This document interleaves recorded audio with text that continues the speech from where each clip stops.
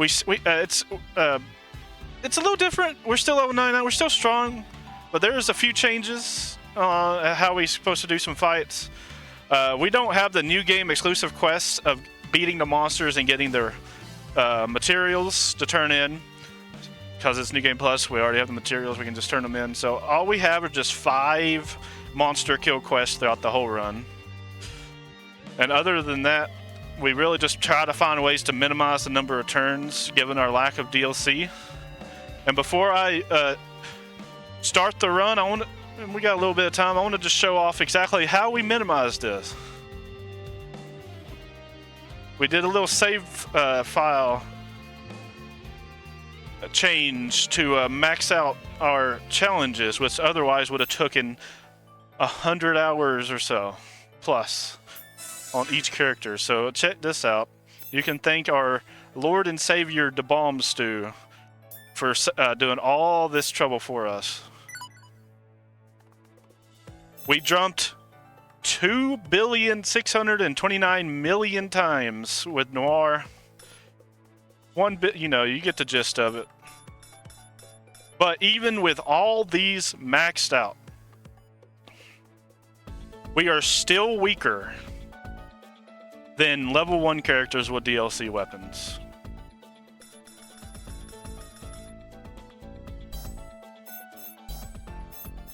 I just wanted to show that off. Just how crazy the DLC in this game really is.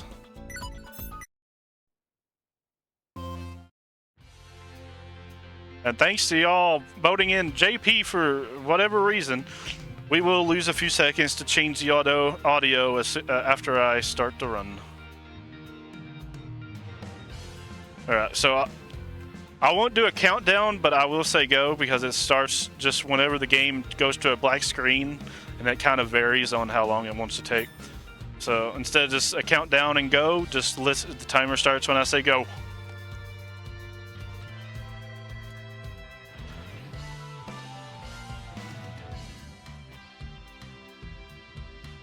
Go. Alright, we're going to start off with the normally unwinnable fight, but we can win in 2 turns if we don't accidentally kill Noir, because Noir, sometimes she'll die to this skill. We don't want her to die, because she's always in the middle. We need her to link between everybody else. They'll get 2 turns each, most of the time.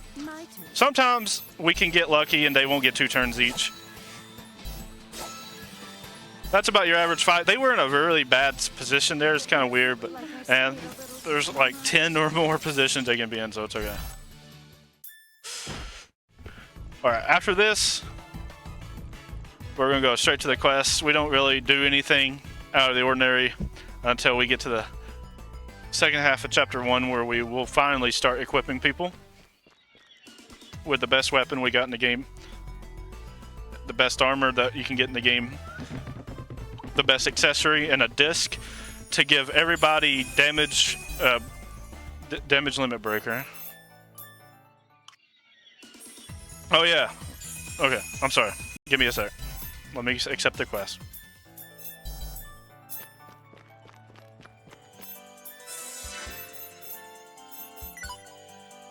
Where is it? Okay.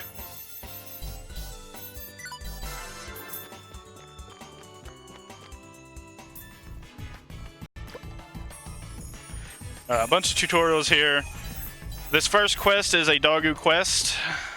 The first fight with the Doggo is always guaranteed 2. The second fight will have 2 or 3. We'll hope for 3. If it gets 2, we'll kill it, respawn it with the twig. Or it has a different name in this game. But let's see what we can get here. Come on, give me 3. Alright, we got perfect RNG.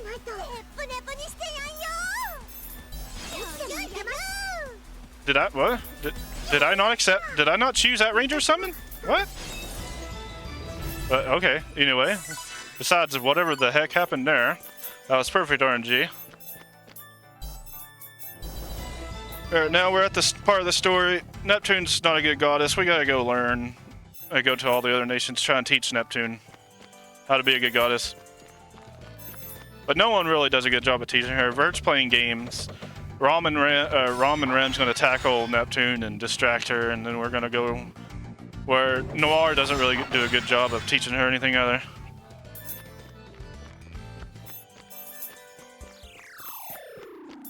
This is all necessary to make Neptune a better goddess. At least they think so. But it fails. But is it a mission fail or a mission failed successfully? I guess y'all can decide on that.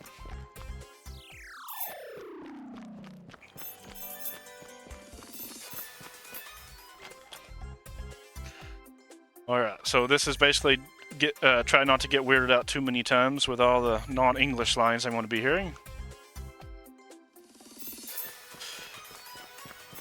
As DeBomb said in a very classic clip, be weirded out by the Japanese voices apparently.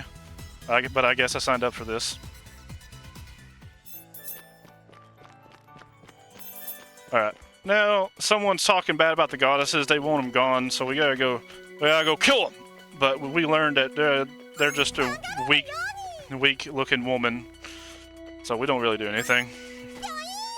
Hangirl no yoni! That's like the only Japanese line I know, except for Kampa's desu desu. Jump! Alright, another difference you'll notice between this run and Velo's run, since it's a New Game Plus, we have a lot of items, so we'll use the jack buttons, where he couldn't use the jack buttons. Alright, now that we handled that situation, aka just tell her to stop, we didn't really do anything, we just gave her a slap on the wrist and walked away. In the background, she's going to be taken over by some purple mist. We're going to go back home, and Nepgear is going to put her foot down like, Neptune, go! Work! By yourself today! And Nepgear quickly learns that Neptune's not to be trusted by herself. And we're about to see why. Neptune going to go out to work, meet frail-looking girl that'll spout and say no to the CPUs. And she's going to be sent to another dimension. This is 100% because Nepgear left her by herself.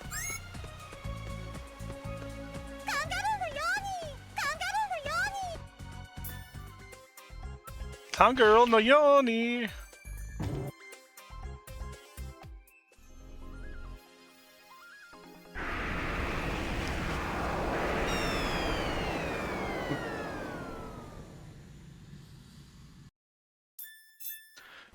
Alright, so now we've been transported to the Ultra Dimension where we meet two of the most overpowered characters for the run. Because unlike the New Game run, we got the skills to pay the bills right off the bat. We're going to be relying on Noir's top skill and Pludia's Fighting Viper 1 and 2. I call it that even though it's a different name for base Pludia. They are strong skills. Very strong. Neptune will not be used too much, but when she is used, she'll be using her Victory Slash, because that's her strongest non-AoE skill.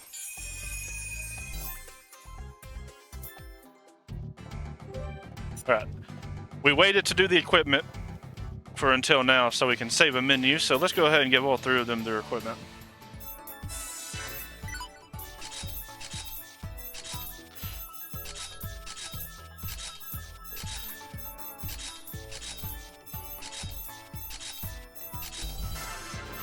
And that's it. Some pretty fast equipping there. Probably some of the fastest I've done so far. Each of them has a disc named after them, and each of the discs help them break the damage limit, because right now only Neptune can break the damage limit. Without the break the damage limit, you can only deal 9,999 damage per attack of your skill. Now we are in the second RNG quest, the jellies. The difference between jellies and doggies is the first one has a chance of being 2 or 3. If you see 3 right off the bat, that's perfect RNG. So we have perfect RNG on both quests. A perfect chapter 1.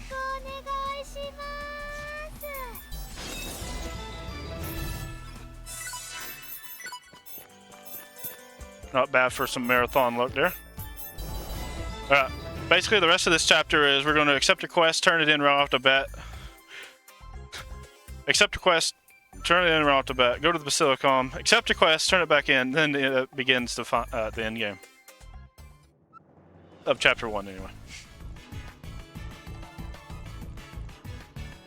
We already have, since it's New Game Plus, we already have all the materials needed from all the monsters, so we don't need to go fight the monsters again like you do in New Game.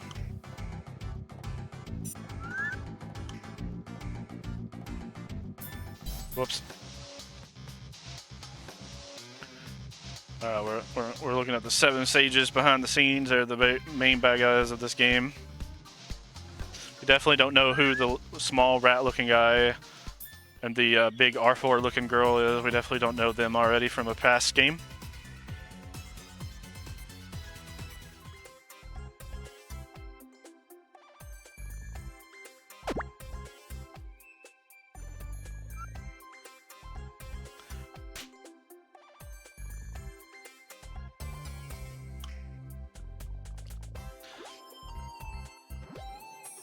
Oddness. The most why does this character exist character in this whole game. She's the only one of the 7 sages. We don't even fight. She's all about the little children a bit too much. But here's the best version of Istar. Don't at me. She was in Victory and Sega Hard Girls. And she's just the cutest thing you've ever seen.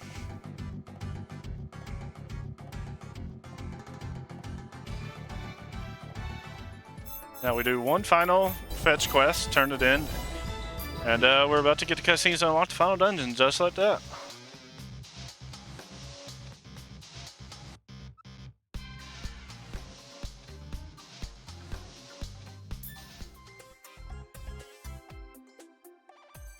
This part of the story, Noir is going to go out on her own to do some training while Neptune and Plutia remain lazy at the Silicon, but then it's like, we'll go hunt for her.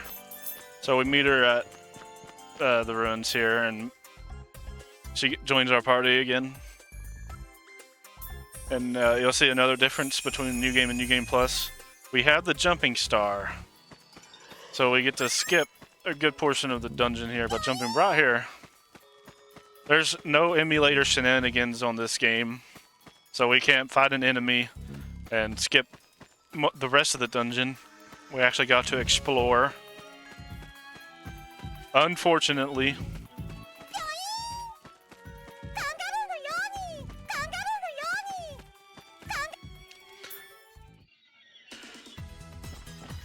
Alright, here we're going to meet Arfart and Pirachu. We're going to see everyone's favorite, well, we got to do the unwinnable, air quotes, R4 fight first. Then we're going to see everyone's favorite CG from Chapter 1. Alright, we can kill her in one hit, but we got to line ourselves up pretty perfectly on the side here and then use the top skill. In this game, you get a 10% bonus, or 5 or 10% bonus, it's one of those numbers, if you attack from the side. And we require that bonus to kill her in one hit.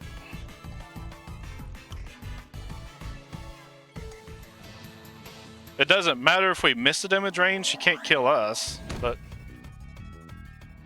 it's still nice to do it. And here you go. Everyone's favorite character, Iris Heart. And this unskippable CG panning.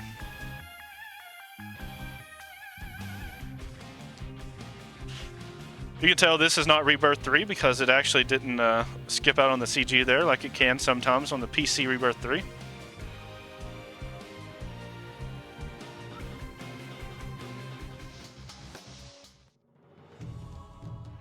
Now we get to see the CPU's Purple and Blackheart.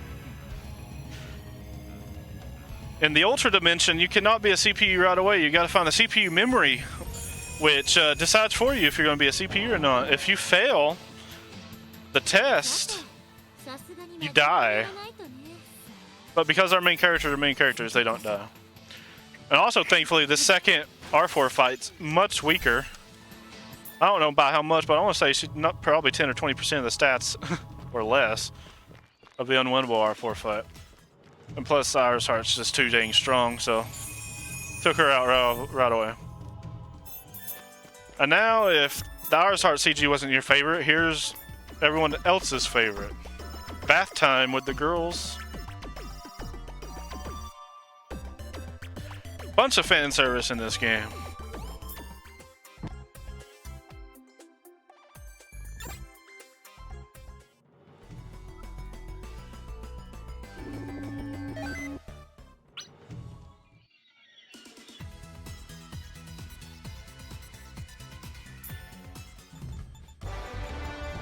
At the end of every chapter, we get a scoring section, and this chapter 1 is used to tell you about it. The scoring section, I like Victory a lot, but it is definitely one of the most why aspects of it. Is like we don't need it, and you can tell that we didn't need it because they never use it again, except for in Rebirth 3.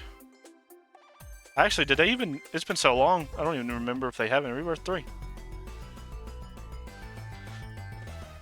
Alright, but anywho, Blackheart is a CPU in Ultra Dimension now. She has her own nation. We don't know how to be CPU, so Estor sends us to go learn from Noir on how to be a CPU. And in this dungeon, we're going to learn another difference, because there's still some more differences between Velo's New Game run and this New Game Plus run. Having eject buttons is overpowered before the game gives you the eject buttons itself. They did not think that you would use them, even in New Game Plus, I guess. They probably didn't intend for you to use them. Because with them, on dungeons that connect two nations together, we can just go to the second half, eject out. You'll be in the next nation, but we'll warp in and we're right here. We skipped a whole second half.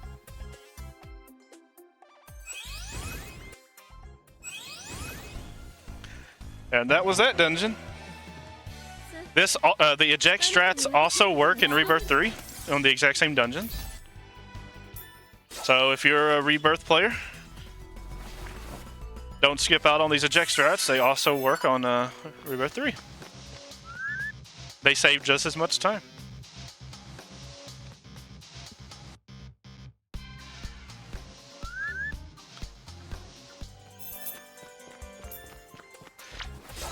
There is technically a way to get the eject buttons early before the game gives it to you in your like first story mode dungeon. You can unlock one of the True-End dungeons from Neptunia, and in the second half of that dungeon, the second area, they have an eject buttons there. Meaning you can get eject buttons right at the beginning of Chapter 2 once we get these scouts here. And the eject buttons don't really come into play until the end of Chapter 3, so if you wanted to, you can do it that way in New Game and not have to wait till New Game Plus. But we get the ejects even, we get the scouting system after the jet set range, which is the biggest time save of the eject button strats.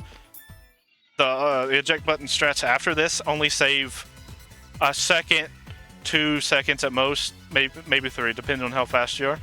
So it's not worth it to go to Power Level Island or whatever that dungeon in Planet Neptunia is called for the True-End. It's not worth it to go there, get to the second area, and get the ejects. Even if you eject out, it's still way too much time. So there's no point in using the eject strats in New Game, sadly. But New Game Plus, it is overpowered. Now, right here, we're supposed to accept a quest, go train Neptune on how to be a good goddess, and do quests. There's a whole plot line here where we're supposed to teach Neptune stuff. But because it's New Game Plus, we already have all the drops and things, so we don't have to fight any enemies. We're just forced to watch this cutscene and leave the dungeon. We don't have to do anything. But we're required to watch this cutscene at least. We cannot skip that cutscene. This cutscene won't unlock until we watch that cutscene.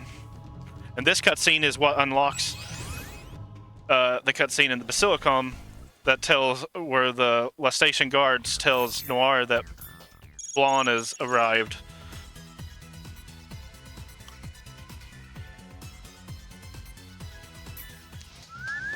But yeah, we're Blonde or Whiteheart. She's invading La Station, invading air quotes. She's not the same Whiteheart in the Hyperdimension, but this is my favorite version of her, the Famicom Blonde. Just best design in my opinion. I like the Ultra Dimension designs more than the Hyperdimensions. Like even the OG Xbox vert, I like it more than the Hyperdimension vert.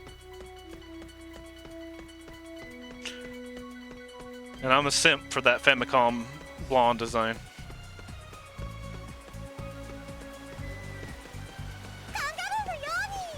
Oh my god, it's been a while since I jumped, so I forgot that it was in Japanese. But yeah, this is one of my favorite CGs in this game, where Noir encounters Blonde, because you see in the back there, Pluty and Neptune are just hiding behind a tree, and it just makes me laugh every time. It's so good.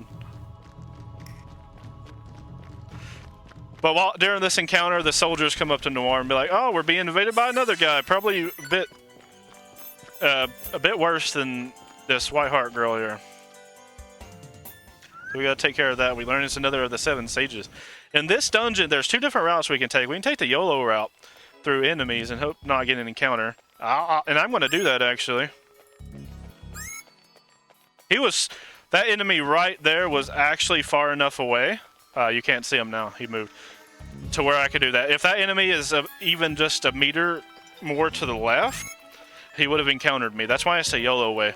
But there's another way. You attract a bit to your right and then walk to the left and hug the wall. You'll dodge the enemies every time. It loses a second or 2, but it's much safer.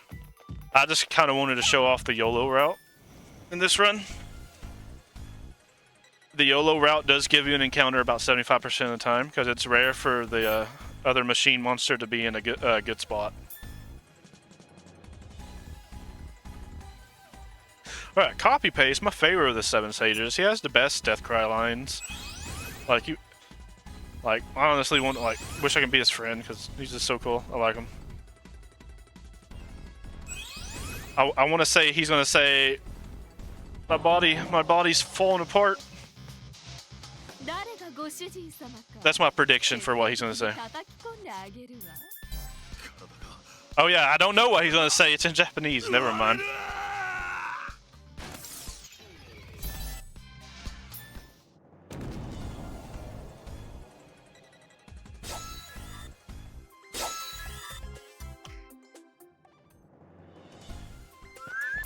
Anyway, after that, it was like, yeah, we learned enough from you, so we're going to go back home. Nora's like, no, what are you doing?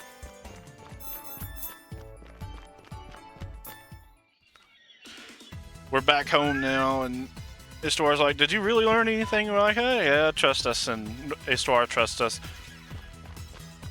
Small Istuar is just so cute and trustworthy. It's kind of to a big fault. But can you blame her though? Her goddess that she has to take care of is Plutia, and that is a job and a half, that's for sure.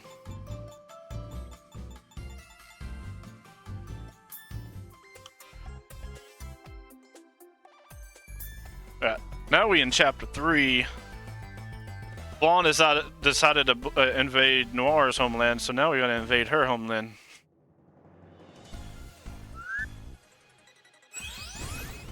Noir's all about going crazy that she was overran by both Blonde and Copy Paste, that she wouldn't shut up about it. Plutia's like, please shut up. And Noir's like, no, I can't. This is worrisome. And Plutia's like, all right, I'll make you. And she made her. But so now she's out of commission for a little bit. At least until we get done with this quest, where Noir's not part of this quest. Noir is kind of out of her mind at the second because Plutia gave her a thorough spanking. So we gotta kill this ancient dragon, and then Noir come back to her senses.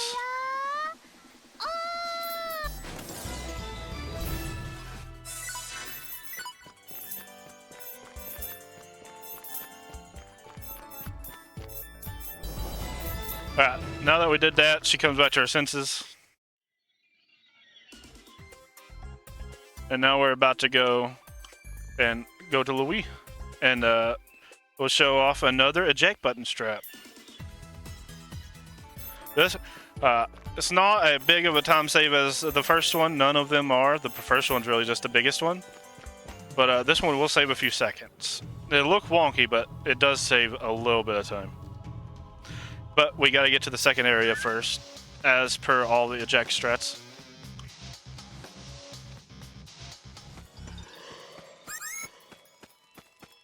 That was actually a pretty close encounter. That was crazy. He tried. He almost got a medal from R4.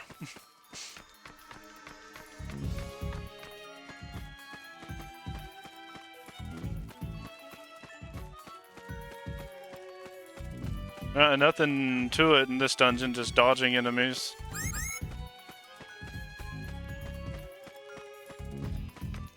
But as soon as we get to this next area, we'll use an eject to get out and enter the dungeon as quickly as we can. And now we're at the end of the second half here on Louis' side. We'll just walk right up here.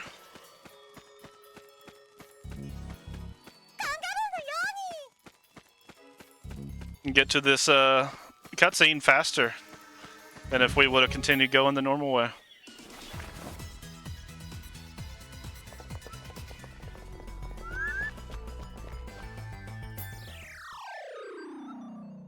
This is the closest thing that you can do on a console version of this game that can be called a sequence break. But it doesn't really break sequence, but it gets you to where you want to go faster. You still can't sequence break in the console version of this game. The creators did a pretty good job of making sure of that.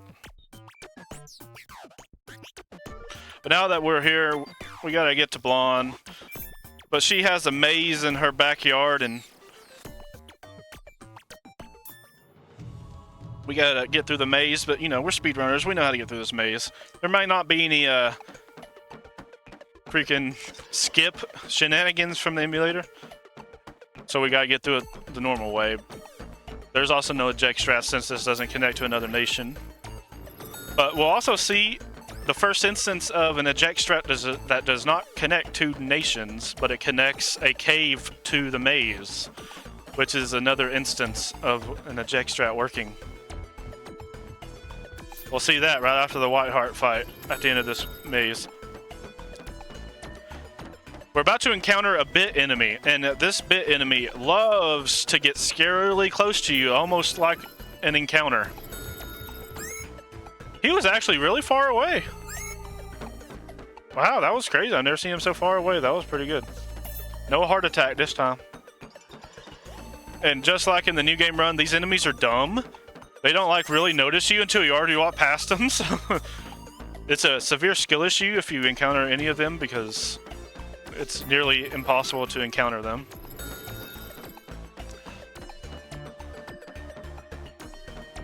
But yeah, this is what it looks like to go through the maze the normal way without the skip shenanigans that Velo did in his emulator run yesterday.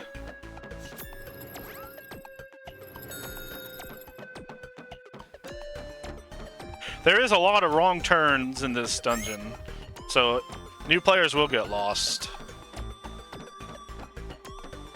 But it's not too bad to learn if you want to learn this game as a speed game. This wolf enemy can block your door, like he tried to do there. He wasn't as much in the way as he could have been, but thankfully he was not, because it's almost guaranteed an encounter if he does get in your way there.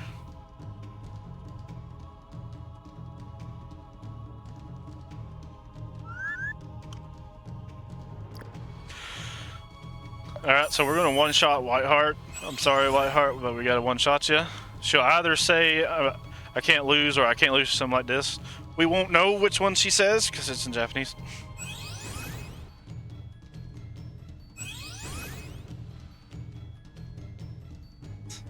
I do base a lot of my target times on which death cry sound they use, so this is weird to me.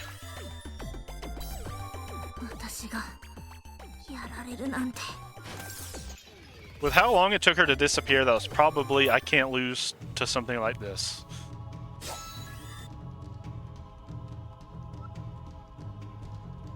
Mr. Butt! The next of the 7 sages. Alright, coming up. We can eject out of this dungeon. We can. We go straight to the final dungeon of this chapter. But if we do that, then the spawning marker for Mr. Bad's cutscene at the end will not be there. So we are forced to go to the cutscene marker here in this dungeon before we go to Mr. Bad. The developers did a pretty good job of making sure we do not skip this cutscene marker here on the bridge of this cave dungeon we're about to be in.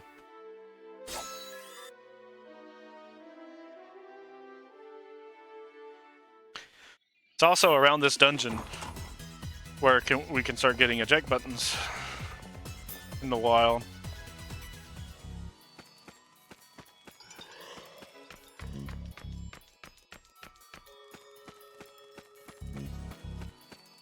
You can eject out, go through the maze part 2, and go back into here and get to the cutscene marker. But believe it or not, extensive testing led it to be half a second slower. Very similar timings. You can do either one if you want. But it is half a second slower than just going here this way. But you can if you just feel like being a boss and doing another eject strat. So what we're going to do is, as soon as this cutscene's over, we will eject out, unlock Maze Part 2, and then start right away in there. And this one's faster by a second or two.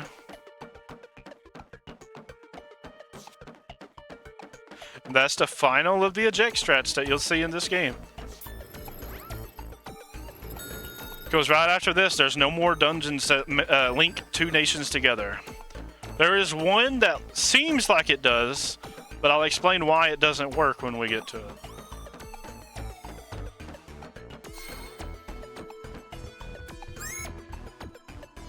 Now, there's a boss enemy in this room that could block us if he wants to.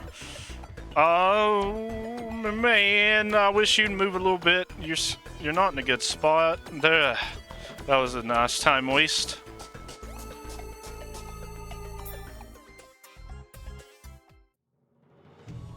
He was also in a similar spot during my D-Rust run, too.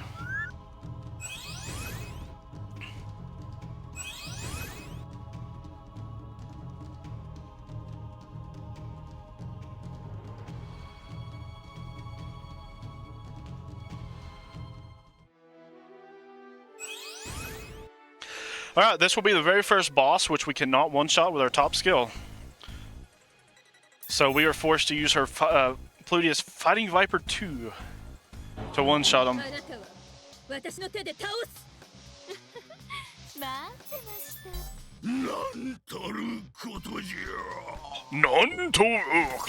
Whatever he said at the end there. Never heard his JP voice before.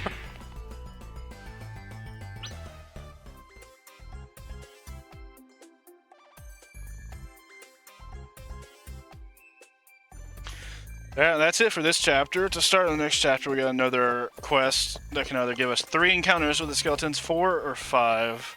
Get your guesses in now, how many you think it will take. I'm going to predict 4.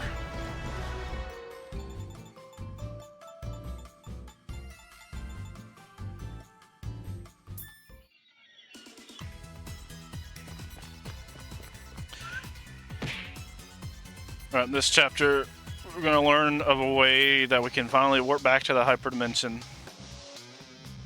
And, you know, we all know, Neptunia ruins that opportunity.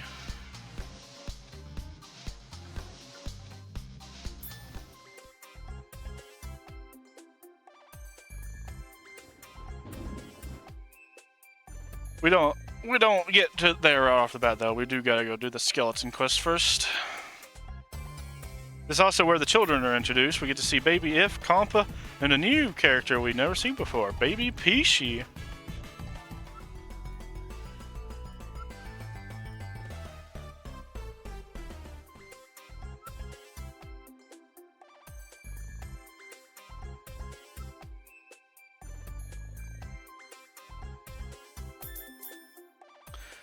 Alright, time to go see what our fate has in store for this quest.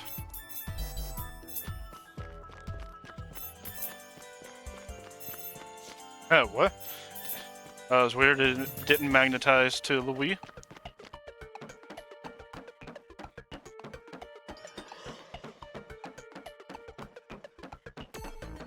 Alright, we go to a very specific spawn. It can either be one skeleton or two skeletons with Louis soldier.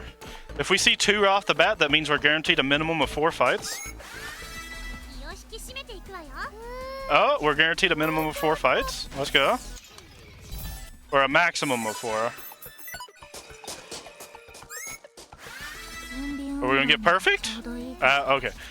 This doesn't guarantee 4, but now we have a 50% chance of getting perfect RNG or 4. We got perfect RNG. If you guessed perfect RNG in your head, and you win the prediction.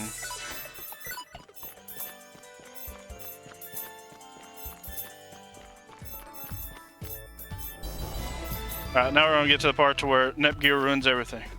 And then the game proceeds to crap all over Nepgear's character for the rest of the game.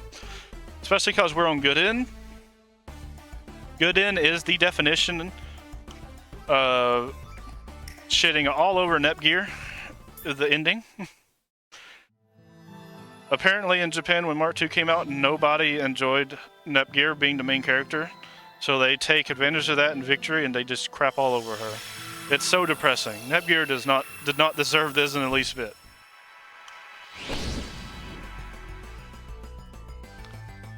In my honest opinion.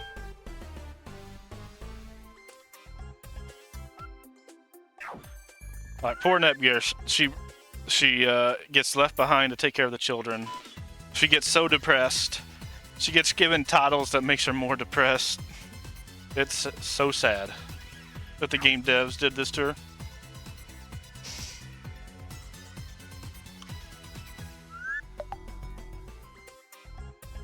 Alright, but now that we're here, we're gonna go investigate Lean Box.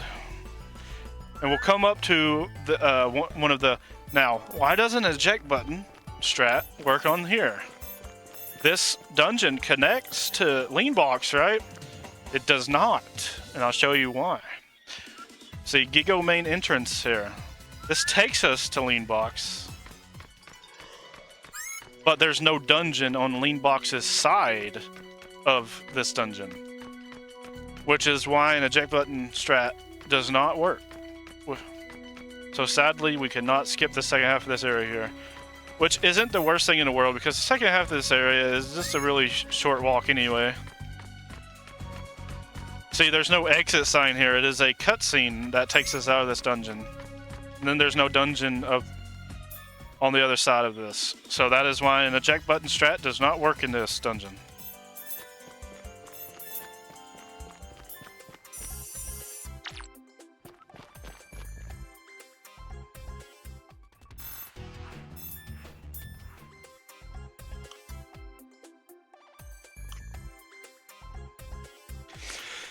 But we arrive here, Vert's playing games, Vert starts picking on everybody, but the only one taking, well, she really starts picking on Blonde.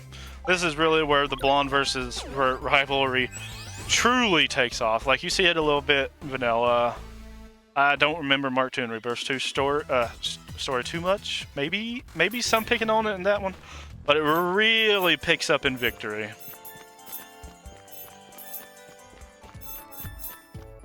We went to investigate them. Now we gotta go back here. Nepgear's so depressed. Neptune abandoned her, and Neptune has to make her feel all better. Then she gets given titles that make her more depressed. But hey, she joins our team. We don't need her. We don't really use her, which definitely doesn't help the shitting all over Nepgear, the ending, but now that we got her on our team, we gotta do a quest to kill a robot, because of course it's a robot we gotta kill on Nepgear's very first quest.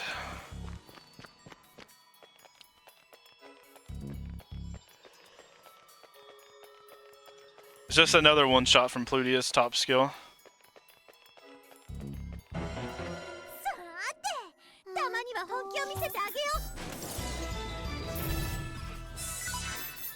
I will never not make fun of the fact that that is the boss we gotta kill as soon as we get Nepgear on our team. Alright, now that that's over with, we have Nepgear here. VIIR finds our Basilicom and comes here and starts annoying the shit out of Blonde again. But then VIIR gets pissed off and challenges us to a fight in her nation, so we gotta go to her nation. It's a whole thing. VIIR is a child in this game. She is a huge child. Huge. Emphasis on huge.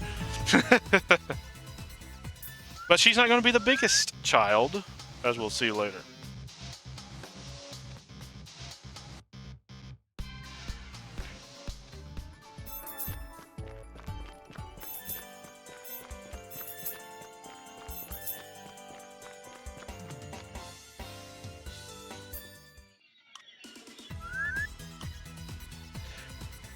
Basically, we learned that she has a few or two, one of those, of the CPU memories.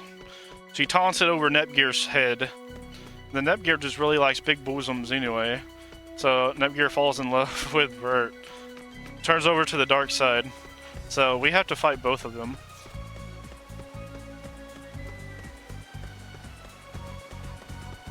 Hope this wolf goes more that way. It does. If it sees you before this fight, you have to have some really good reaction time to pause the game after these cutscenes, or else it'll encounter you.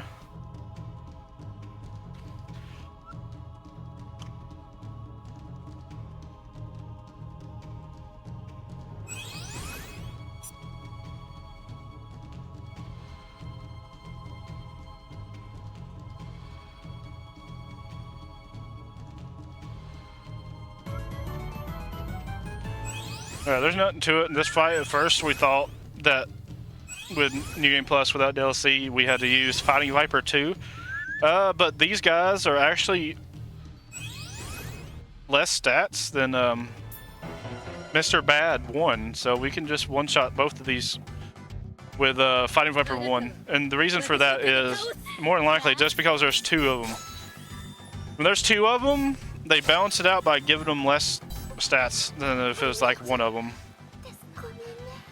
Like if there's just one of them there, they would have been stronger than Mr. Bad, since we're a chapter later. Also, Marin's favorite CG coming up.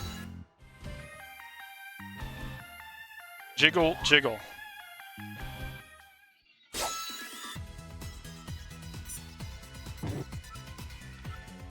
And then we learned that from a lean box soldier that 7 stages have invaded lean box, because why not?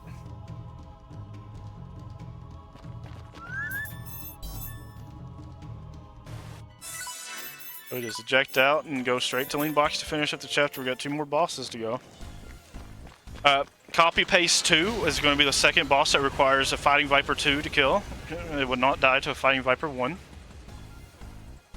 But R4 is still very much weaker than her unbeatable Chapter 1 counterpart.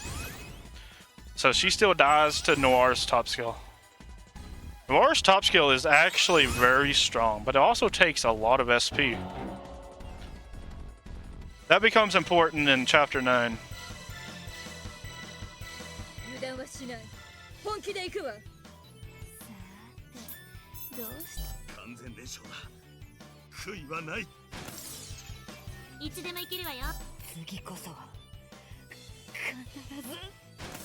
Next time.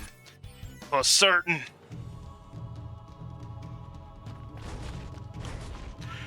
And now that all 4 CPUs are together, we end this chapter with a CG of all 4 of them together, and it pans down, up, down before we get to the grading system.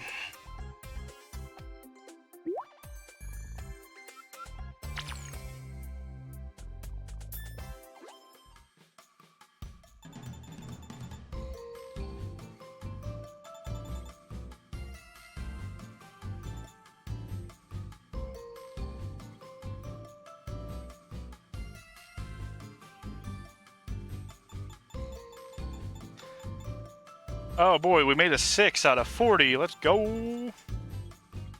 That's a passing grade, right, guys?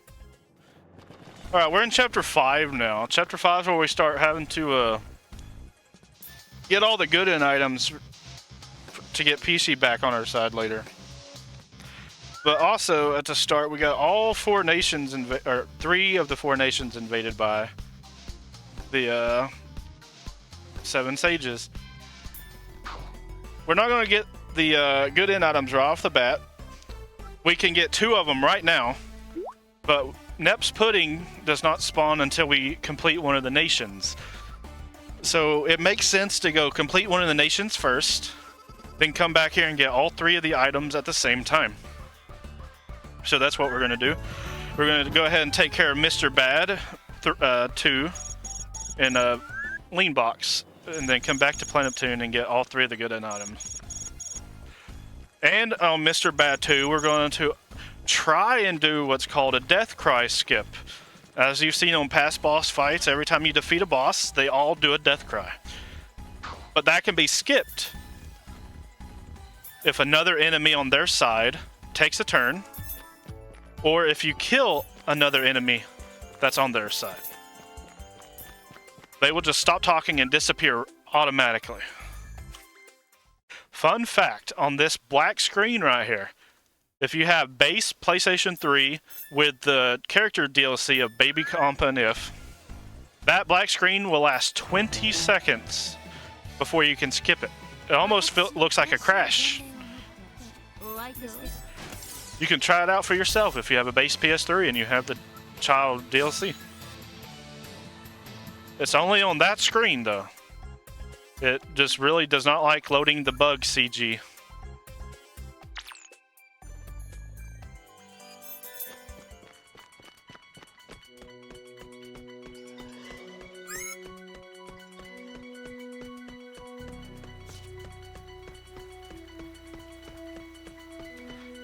Alright, so I want to attempt to attack Mr. Bad with Plutia.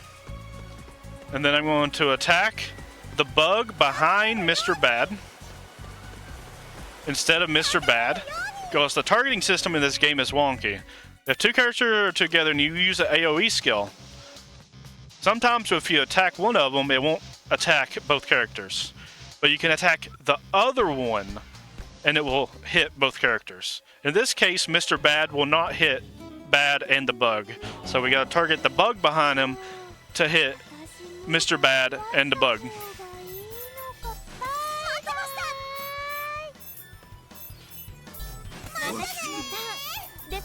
See, and because I killed the bug right after I killed Bad, he did not do a death cry. So we did the successful death cry skip there and saved a few seconds. That's the first of 2 death cry skips in this chapter alone. We will attempt to do that later for a nanny death. But now that we've saved a nation, we go back here and we get all 3 of the good in items at the same time. We are forced to watch this cutscene first. This cutscene with Abnus. She's being picked on by the children. She's trying to save the children from the Basilicom, but they don't need saving. They beat the crap out of her. We're forced to watch this. But watching this loads the Nep's pudding cutscene right afterwards.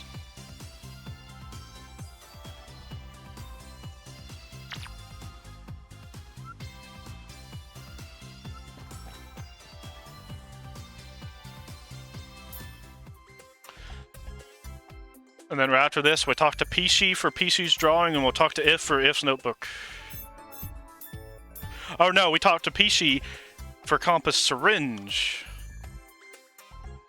The drawing comes later. And then we'll get If's notebook. Because IF is in her Chunibyo phase at age 5. She's in child Chunibyo instead of teenage Chunibyo.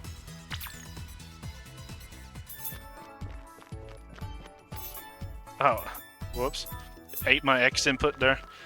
Alright, so now we're going to go to Louis. And take care of copy paste 3.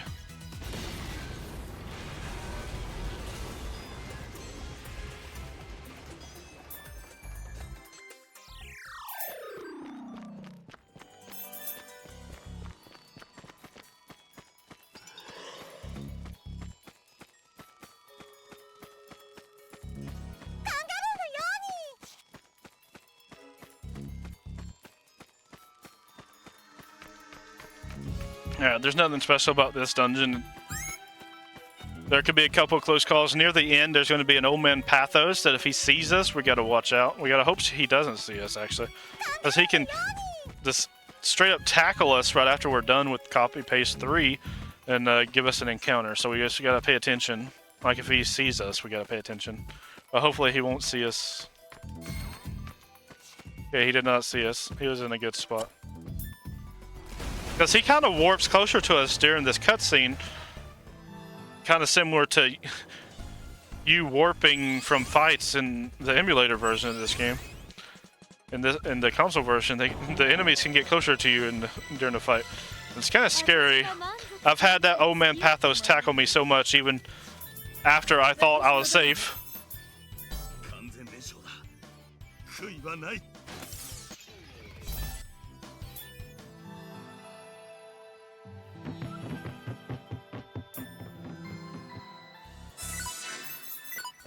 Alright, now we're on our way to the station.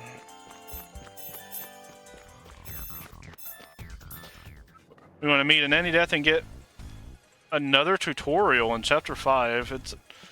They got to teach us about how specialized bits work. The item bit and the skill bit, they call them jammers. They're basically bits. We got to hope that the skill bit is in our way, that we can hit and kill from the side of Pludia's combo, or else this an anti-death cry skip is not going to work. We really need the skill jammer to be in our way, because an anti-death cry is one of the longest.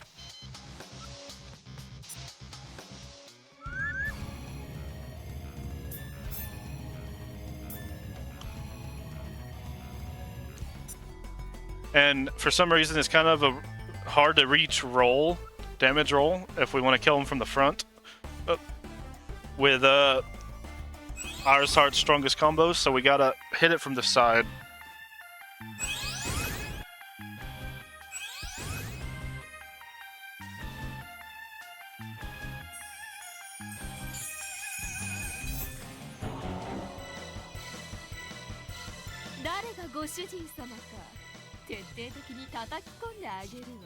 Yes. Really good. We got it. We skipped the death cry. It was a little funky on aiming, making sure I aim good, but we got it.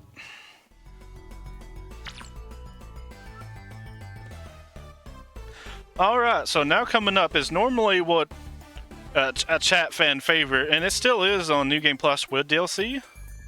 But because we're much weaker than our with DLC counterpart, we no longer do the strat on this run. We normally remove everybody but Pludia, give her the 10% bonus for being the singular character. But also, being a singular character in your party, you remove a long list of lag for the rest of the game. But surprisingly enough, keeping the full party, not getting the stat bonus, and losing time on all the lag is still faster than all the turns and damage we would be losing out on not having extra party members. So sadly, no Pludia slippers % on this run. But if you guys want me to, I can still put Pludia as the leader of the party. Just let me know if you want to see her as the leader of the party instead of Neptune. I'll do that for you guys. That horse bird and other enemy you saw me pass at the bottom of the bridge earlier, they are one of the only groups of enemies that are just purely random on their movement patterns. They have no rhyme or reason, and it's hard to dodge them, so they were in really good spots. You guys want her to be the leader? Alright. We'll have some Pludia slippers % for you guys. Because she has the loudest slippers in the whole land. I wish my slippers, my fuzzy slippers, would be this loud.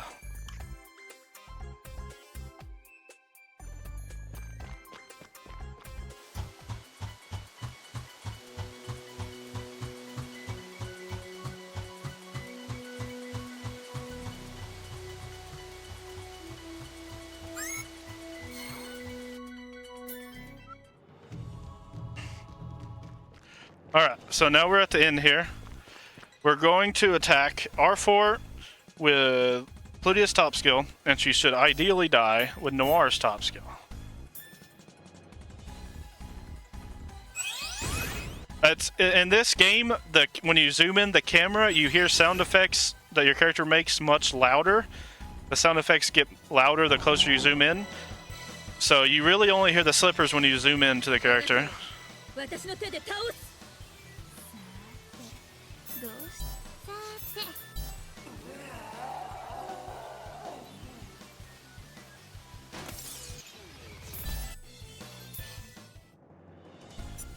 Alright. So the children were kidnapped. Each of them, Compa was kidnapped by Pirachu. IF was kidnapped by R4. And now we saved IF, but now IF is about to get scarred for life. Get your terror feeds, post them right now. Because now IF is scarred for life. And we're going to learn that Pishi was kidnapped by Ray.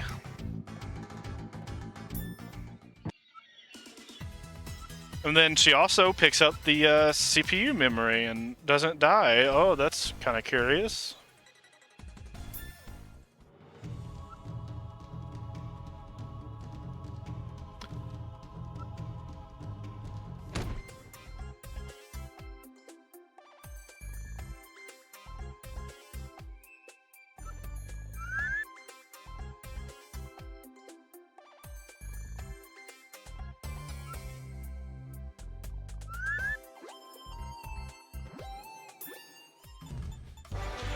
And we're at the end of this chapter. How did we score out of 40? Did we get a 50?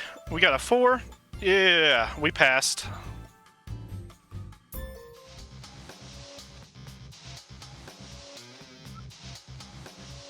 Alright, now we're in chapter 6. We're going to get the last 2 items for good end right off the bat. This is also where the last 2 quests are that can save us or lose us some time. So far, we're 3 for 3 on perfect RNG. So if you guess in your head that we would be on this pace for amount of perfect quests, then you are winning so far.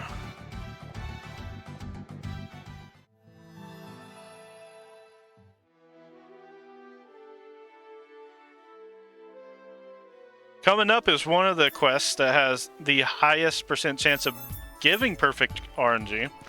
The cat quest, the Koopo Kitties, I should say. Alright, so now we're going to get the stuffed animal, and we talk for Pishi for the drawing, and now we have all 5 items needed for good end.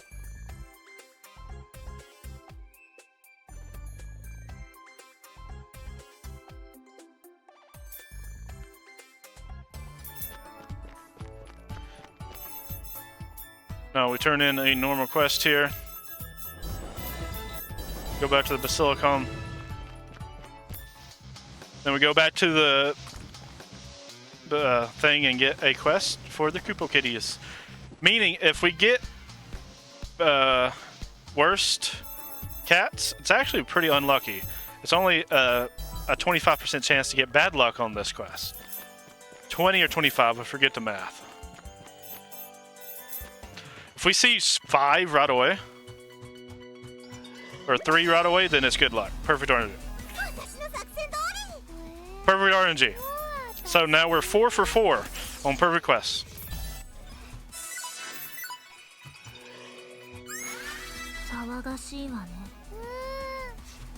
The game gave us absolute perfect RNG. Even if we would have had 2 in the first fight, we would have still had perfect RNG.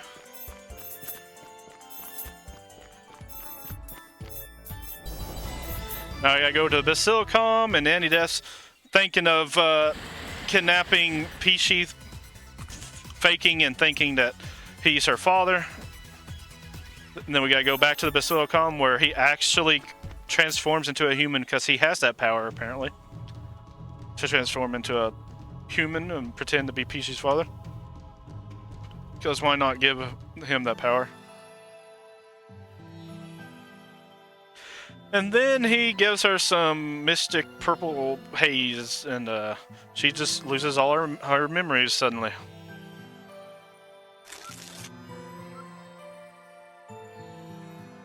And then right after this, we're going to get the final quest of the game, the Ghosts. One of the 2 quests with the lowest % chance of giving perfect RNG. We need 5 boy ghosts, 5 girl ghosts. So we'll be playing Counting with Endeavor on how many of each ghost we get.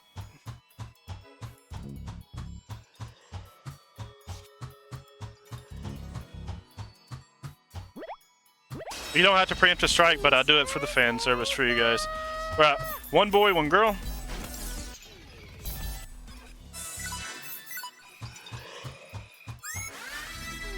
Three boys, 2 girls. Perfect RNG not confirmed.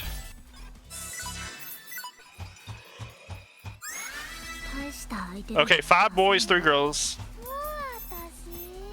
We can still get worst RNG, but we need to see 2 girls to get the middle RNG. Come on, 2 girls.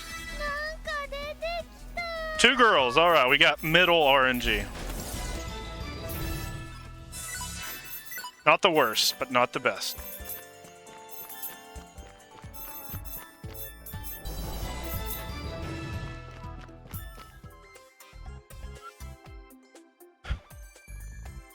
So we had 4 perfect quests and 1 middle. That's the second best we can get. During my practice run, I somehow got perfect RNG. And in this game, to get perfect RNG across all the quests is a 1 in 80 something. Between a 1 in 80 something to a 1 in 100. I forget the math. Now we're going to the end of chapter 6 here, where it just does not lock onto the Wii. There we go. Now we're going to go to the final fight. This fight used to be the biggest boon on my existence on noDLC, but ever since we kept the characters in our party, this fight is so much easier. But we can do it a specific way and kill them in just a few turns, because in this fight, Mr. Bad 3, he can paralyze you, and the bugs can paralyze you.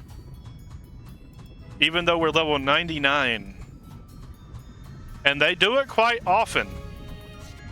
So we need extra characters for this fight's one of the many we need them for, which is why it's faster to have them. So I'll try and show off. Also, it's a death cry skip we can get in here if we do the cards right. We're looking at a 130 to 131 at the moment.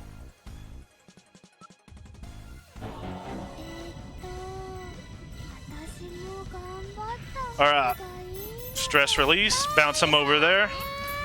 Use her top skill right there. Death cry skip. We did it perfectly. 3 characters. That's how it looks when you do it right. If you don't get him right away and you kill those bugs like I did, he can ruin your day and lose so much time. I had him lose over a minute before when it was solo Plutia, because the bugs would paralyze me. And the turn I get unparalyzed, they paralyzed me again. And they weren't done, because as soon as I got unparalyzed, they paralyzed me a 3rd time before I can attack again. It can be that bad, even though you're level 99.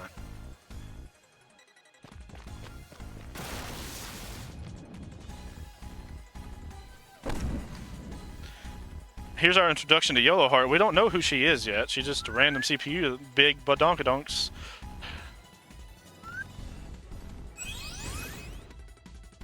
And Vert gets very jealous over it. But she has the best theme in the game, the best boss theme, probably in the whole OG trilogy.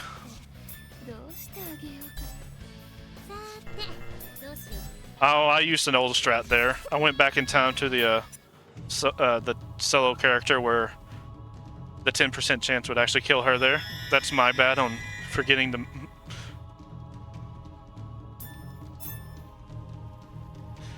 She's too strong. She kills us all. Not really. She just takes us out. So we retreat.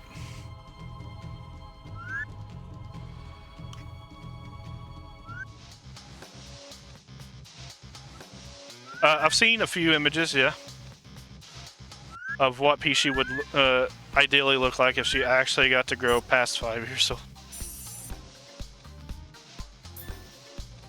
Even with middle Ghost RNG, this chapter was still pretty insane. I almost golded. That's crazy. That was just such a good Mr. Bad 3. Alright, now chapter 7. We've retreated to Louis. Because Yellow Heart's made a new nation. She's declared war on all the other nations. She's unbeatable, undamageable, all that. So in order to take out our frustrations, we still gotta work. So we're gonna do a monster kill quest. We don't have to turn this quest in. The game just checks that we did it. It checks for the cutscene that plays out after we kill the monsters. So we're forced to kill them, but we're not forced to tell the guild that we killed them. And it's like one of, if not the only instance of that in this whole game. We have jumping stars, so this is my favorite dungeon music of the game, but we only get to hear it for 5 seconds, which is sad. You need to jump all the way up here. And now we're done with Oreo Plateau. This music's so good, I wish we get to listen to it longer. Yet again, these monsters can be killed with Pludia's top skill.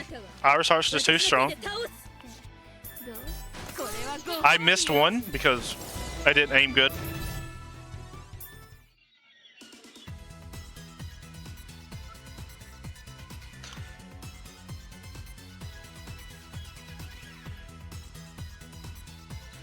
Yeah, the game checks for these cutscenes right here, which do not play until we kill those monsters. So that's the only requirement to continue the game. We don't have to turn in the quest, and you'll never see us turn in the quest.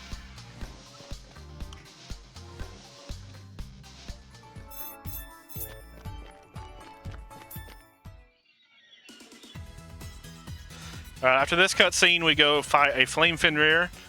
For this point in the game, Flame Fenrir boss monster is actually really strong. He's going to be the first character you see take 3 skills to beat. And we have to hit him from the side on most of them. This creature has a lot of health and stats overall.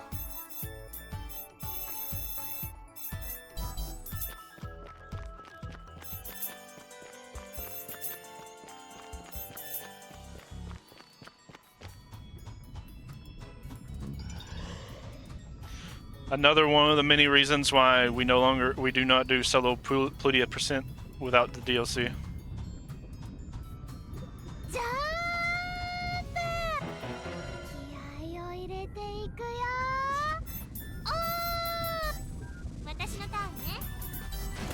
Oh, I got the insanely high damage roll from Plutia there. There is a chance that Plutia can deal slightly more than half. Alright, that was lucky. I didn't bring that up because that was actually pretty hard to do. We killed it in 2 hits. Let's go. Alright, we return and IF decides to get kidnapped again. So now we have to go to the Basilicom to learn that she was kidnapped before we can go rescue her. We can't go straight to rescuing her. This cutscene is what opens up the dungeon that she's located in.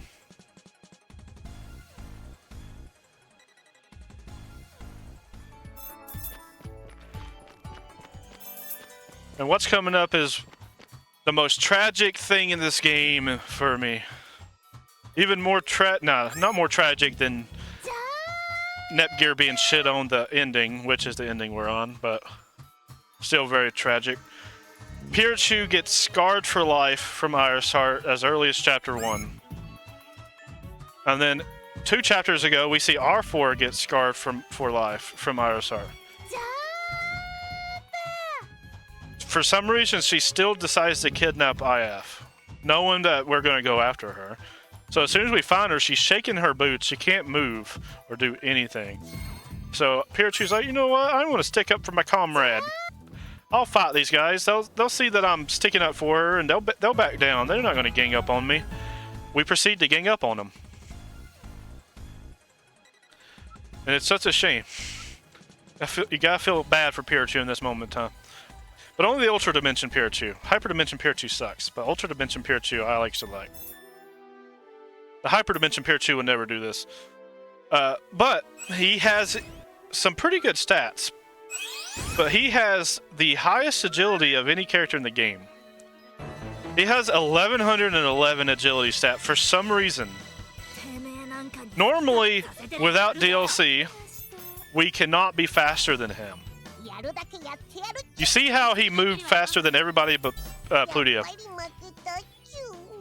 We have to max out all of our challenges, give Plutia the best armor and disc and accessory to increase her speed, and even then she still only gets 1121 agility at level 99 and maxed out challenges on every stat.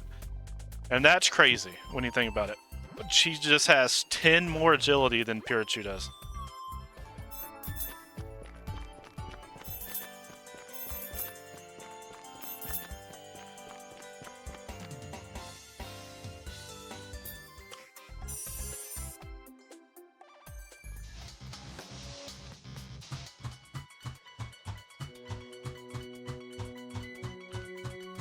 More Plutia slipper percent. Let's zoom in on this.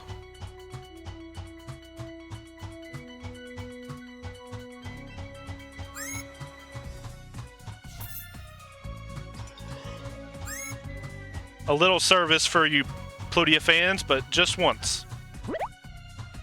There you go.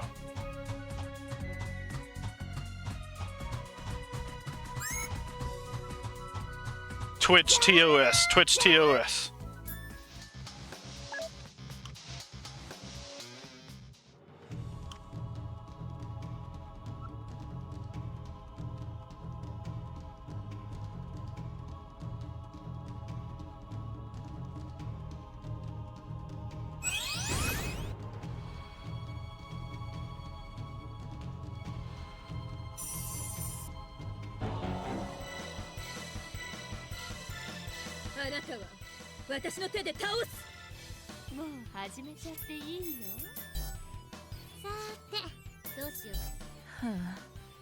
As expected as much. And then Nanny Death 2, now we're about to fight Yellowheart 2. We get to hear the best battle theme in the game again for about 5 seconds.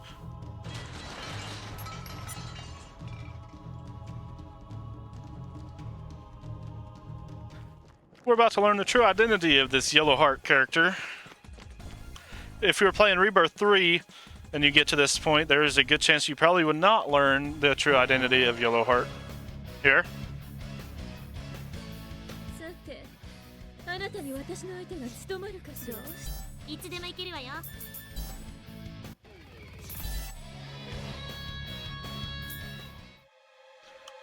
Well, yeah, ladies and gentlemen, the true identity of Yellowheart is a 5-year-old child. Who saw that one coming?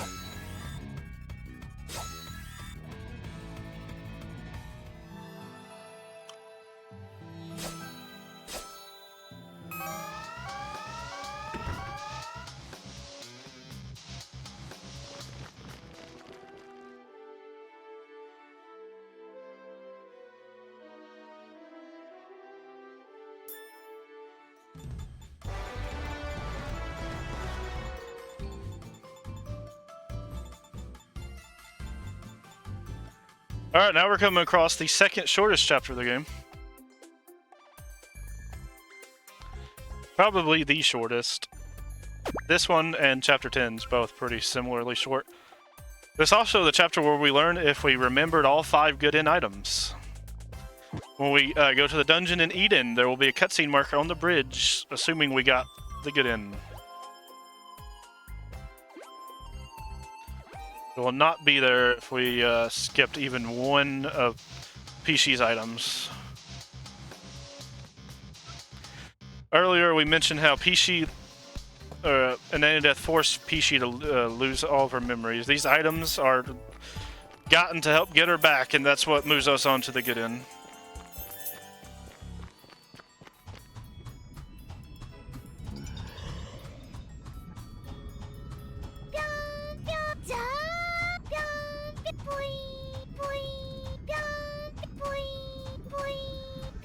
Oh, look at that. We got all 5 of the good end items. Neat. Who would have thought? Alright, here's another fight. This was the main fight that was that was making the solo Plutia percent not worth it, because we lose so much SP here. This fight, this is a tanky boy.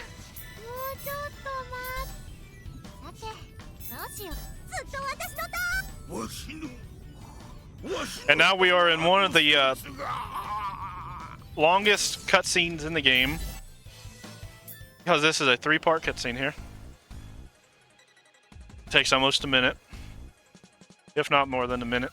Been a while since I timed them all. This one in the beginning of chapter 10 and the ending of chapter 1 are all some incredibly long cutscenes that take a minute or so each. Here's part 2.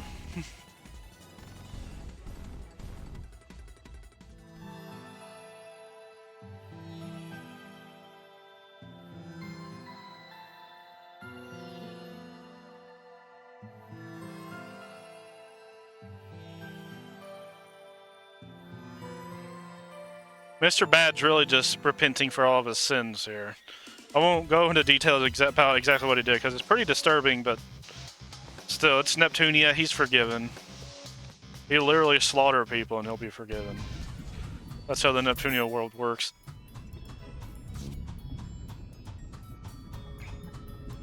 What he did was pretty bad. It's okay because the people he did it to forgave him.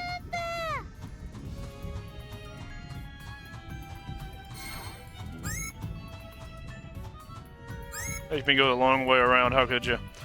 Alright, now this is Yellow Heart 3. We get to hear the best theme in the game for slightly more than 5 seconds. I say 10 to 15 seconds.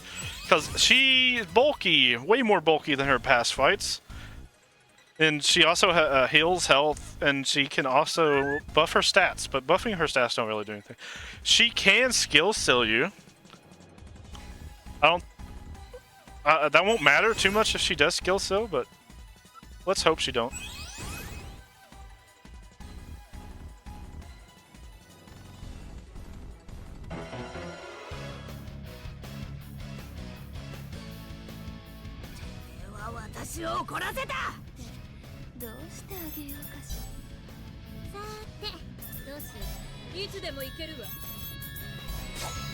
It's also a very laggy fight.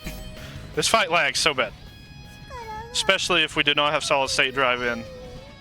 One of the laggiest fights, if not the laggiest fight in the game, if we did not have a solid state drive in our PS3. You saw how bad it lagged with a solid state drive.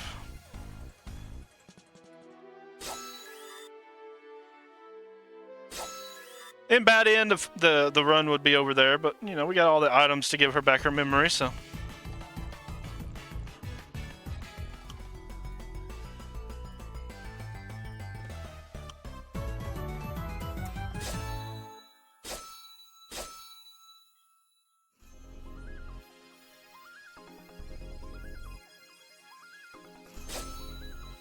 Definitely, if you want to speedrun the PS3 NEPs, an SSD is pretty much required.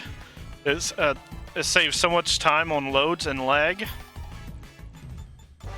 And they're very easy to install. Very easy. Highly recommend them.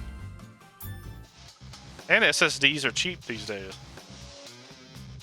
They're at least for the SSDs that the older consoles required.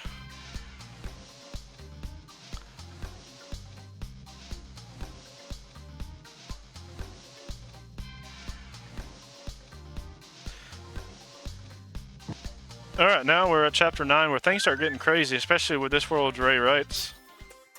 Now Yellow Heart's on our side. She's the strongest physical attacker in the game. But we don't use her yet. I'm still routing Chapter 9 and 10. There might be a way to get her into the route, but right now we're just gonna not really do anything with her.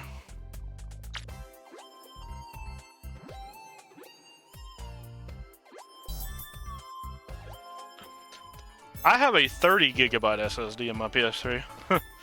So that's because I don't have that big of a PS3 library. I mean, I do, but I don't play that many PS3 games.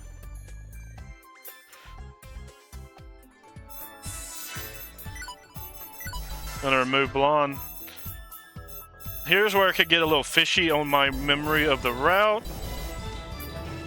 I think we do one more quest before we go to the Basilicom. Or do I go straight to the Basilicom? Time to find out. Okay. I remember. We got everything else down pat.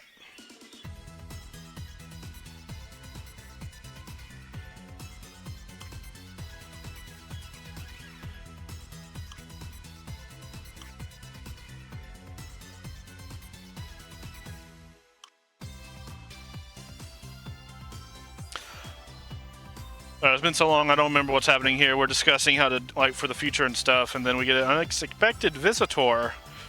We learned that Purple Heart has a twin! Specifically Purple Heart, not Neptune. Was Neptune the fake Purple Heart this whole time? And this was the real one? No, that's just a fake created by Ray. She has a power to create fake CPUs now. Because why not just give anybody any power at this point?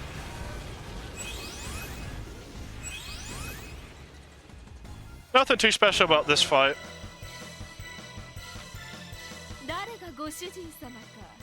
From here on out, you'll just be seeing a bunch of the same with how we're going to deal with these. Plutia and Noir owning like a boss. Our next fight, though, our next two fights will be everyone sharing the spotlight, though.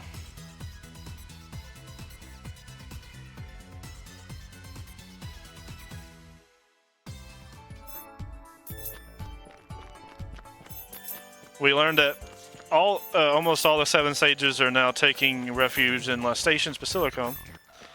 So we gotta go there and ask where Ray would be hiding. Their old leader.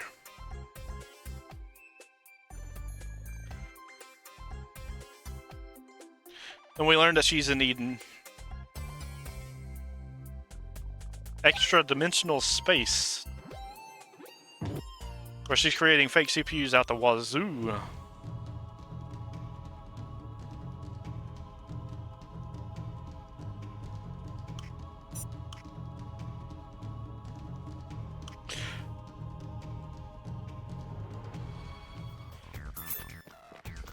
Alright, I want to attempt something. These are unrouted perfectly, so I will just be doing stuff, throwing stuff at the wall and hoping it sticks.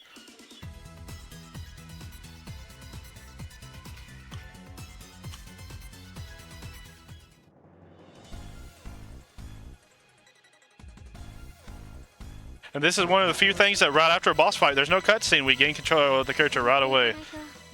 Sometimes I forget that. Oh, they are in a bad position. Oh, that still worked. Alright, that was good. That was decently quick. One day I will find a way to get all 3 of them to die on the same turn.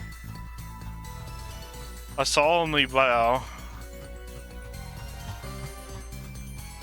Here's where the shenanigans of attacking that VIIR and warping and skipping Blackheart, the Blackheart clones happened on the emulator, but sadly, or I guess not sadly if you're a Blackheart fan, we actually have to fight the Blackheart clones here.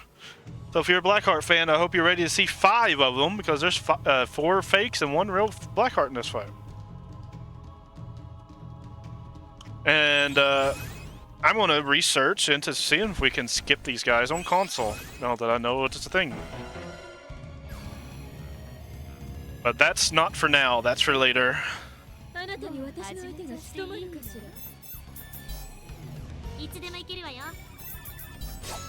Perfect, we got him in 2.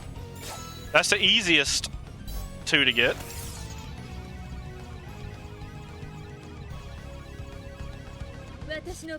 I'm gonna just... No, I can't skip your turn. Move close. Okay, thank you, actually. The defend button.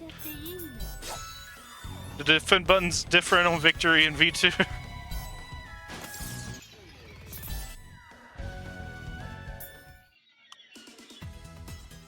They like Idea Factory likes to change button layouts on their games to do different things.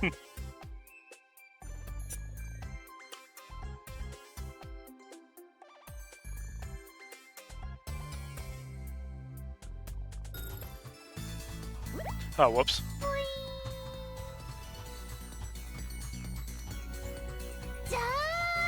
So y'all got a free extra panty show there by accident.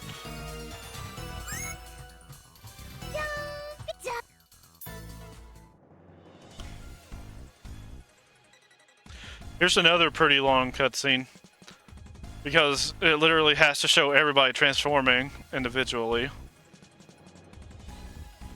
including the person we're talking to.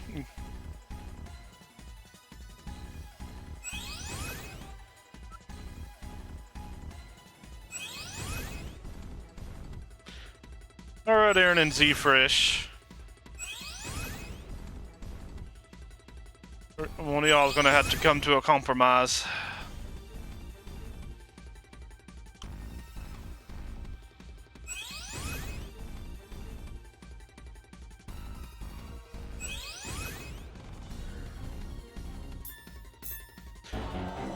Alright, so here's an incredibly bulky boss. 3 or 4 skills. I'm brain farting on just how many. She's very bulky against special attacks.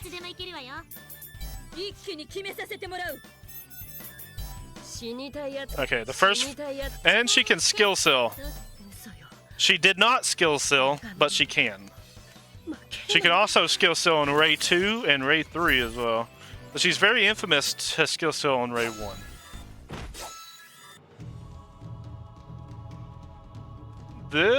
No, this ain't a gold. Almost was.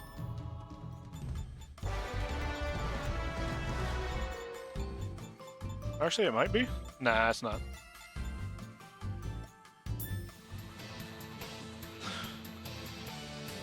I was less than a second away from a gold there.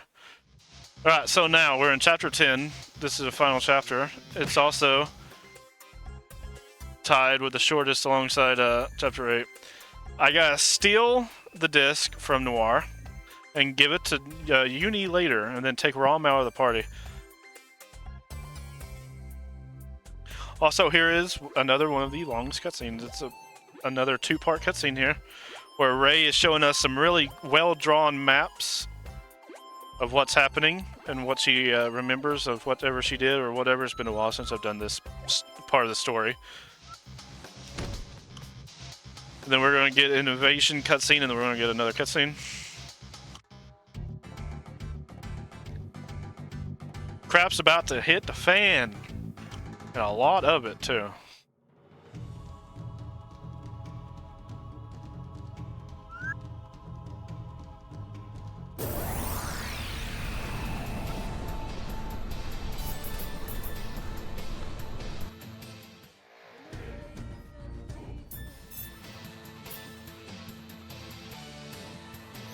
We are already over almost a minute and a half into this cutscene.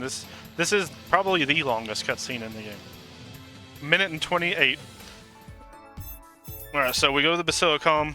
We get Noir, Blonde, and Vert to join our party because they're not here before this cutscene.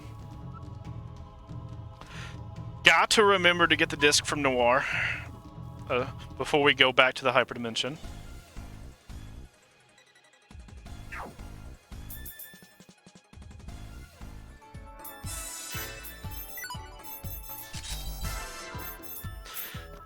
Now we go to Istor. And here's the final part of Shit All Over Nepgear, the speedrun. We're supposed to all go back, Neptune, Nepgear, to go back to the Hyperdimension and save everything, but Plutia's like, nah, screw you, Nepgear. I'm going with my bestie for Esty. Stay here, Nepgear.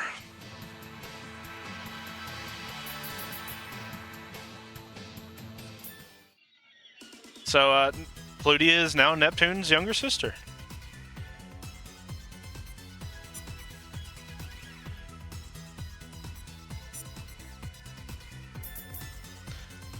Alright, unlike Truan, we don't have to go to the Basilicom for a cutscene.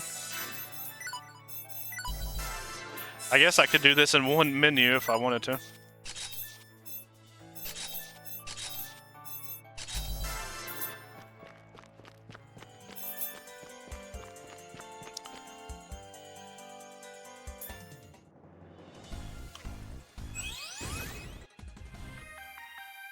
Alright. For some reason, we gotta break all the CPU candidates into Iris Heart's ways. We totally didn't have to, but that the characters thought that they did have to.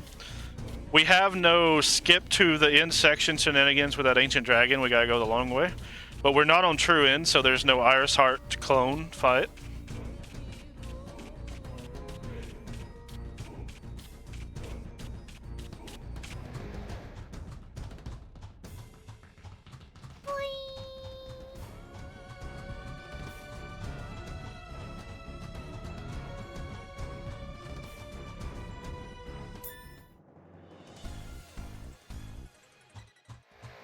That guy sucks.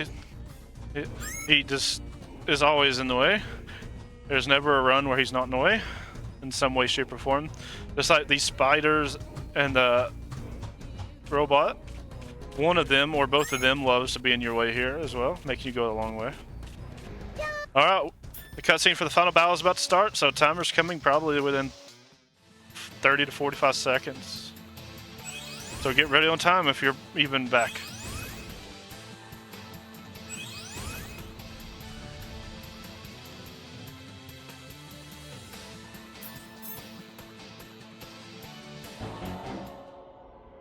Almost a sub 130. Insane.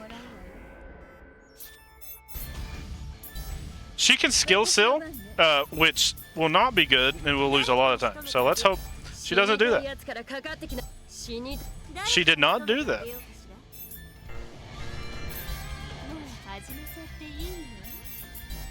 She should be dead right now. Time. Hello, 130. This would have been world record a month ago. About 2 months ago. This is the second best time ever done. Or the third best time ever done. I've done 2 times.